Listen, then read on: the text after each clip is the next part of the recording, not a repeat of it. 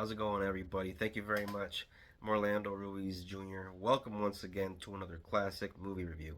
This is my review of a black and white classic thriller from 1962. The name of the film is Cape Fear. This was directed by J. Lee Thompson, and it's based on a book, The Executioners, written by John D. MacDonald. The movie stars Gregory Peck and Robert Mitchum. Gregory Peck is Sam Bowden, a lawyer who lives with his family in the fictional town of New Essex in, I think, Florida. And about 8 years prior, he was a witness in a rape trial. And the man he had sent away is really peeved when his 8 years pass by and he gets out.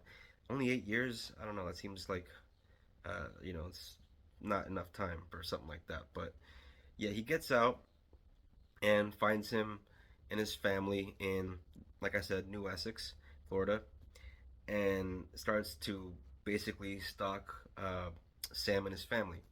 Robert Mitchum, I'm sorry, he plays the character of Max Cady, and this is a great thriller. I gotta say, this is for 1962.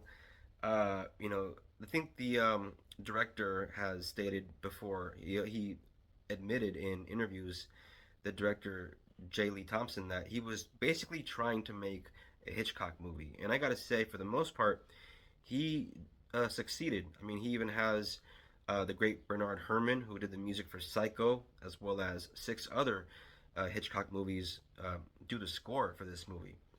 And Bernard Herrmann's music is so good. And I remember watching The Simpsons as a kid, watching that classic Sideshow Bob episode that kind of spoofs this movie quite a bit. That theme is heard all throughout this movie, but in this movie, it is the theme of Max Cady, played by Robert Mitchum. And Robert Mitchum is scary as hell in this movie. I thought he was creepy in The Night of the Hunter, but I think he's even more menacing in this one. Also in the film, as the wife of the Sam Bowden character, we have actress Polly Bergen in the role of Peggy.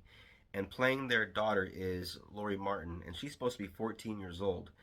And from the moment Max Cady shows up and starts taunting uh, the Gregory Peck character, and he starts popping up certain places. They're out bowling, and they're trying to go out fishing. Max Cady pops up here, he pops up there, and it just doesn't stop. And eventually, he knows. Sam Bowden knows that eventually he is going to come for his daughter, because that is what he did before. He raped a girl and was sent to prison for it. So he knows that that's his ultimate goal, and he's just scared to death that eventually he'll succeed. And so Sam does try one thing after another. First, he tries the law, but Max Cady, when he was in prison, he studied up on the law quite a bit, and so he's able to do certain things like kill the family dog and get away with it when there's no evidence, and he knows they can't prove it.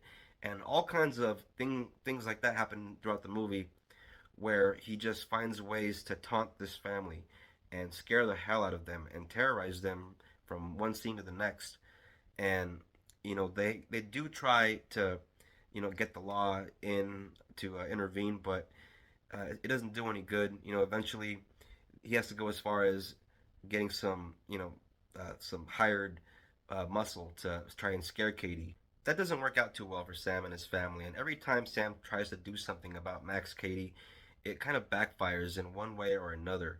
And there are moments in this movie that for 1962 are very, very intense. There is a moment where he's talking to Cady in a bar, and then Cady is walking away, and as he's walking away, because some cops are taking him away for like questioning and stuff and like detainment, um, he's flirting with a woman who he later on catches up with later in the movie, and there's a scene where he assaults her, and even though they don't really show much of the assault, it is pretty unsettling in the way that they shot the scene. There's also a very effective and suspenseful scene that I think is kind of a standout scene, where the daughter Nancy is sitting in a car waiting for her mom to come back from an errand, and Max Cady begins to close in on her, getting closer and closer, walking towards her, and she jumps out of the car and starts running and goes into her school. and there's a chase that happens inside the school that's very, very well done. The way it's shot, and there's a little bit of misdirection there, but it ends up leading to a really cool little scare. And it's one of those moments that always surprises me, even though I've seen this movie, it always still kind of gets me just because of how well done it was. So, of course, the cops can't do anything because they have nothing on Katie. The poor girl that he assaulted won't testify because she's too scared. And in the end, Sam knows that he's going to have to do something about it. And Martin Balsam plays a cop in this movie who sort of gives him advice. Great character actor. He was even in Hitchcock's Psycho back in 1960 and 12 Angry Men. A lot of great movies. And he recommends to Sam that he get himself a private detective. The private detective ends up being the great Telly Savalas, Kojak himself, Blofeld himself. And he has Telly Savalas sort of attempt to lure Max Cady. Even though it's risky, even though it's dangerous and a bad idea, Gregory Peck's character decides to use his family as bait in order to set a trap and get Robert Mitchum, vigilante style. And it kind of just builds and builds throughout the movie until it finally ends with that showdown at Cape Fear. This is a great thriller, and it's one that I highly recommend to anyone that enjoys a really good suspenseful film. I give this movie 4 stars. This is definitely a classic. Of course, you can never go wrong with Gregory Peck. The guy is great. Every time I ever watch one of his movies, I'm always just kind of mesmerized by his acting. And Robert Mitchum is also nothing to sneeze at. The man was one of the greatest actors of his generation as well. So here you got two great actors going head to head with each other.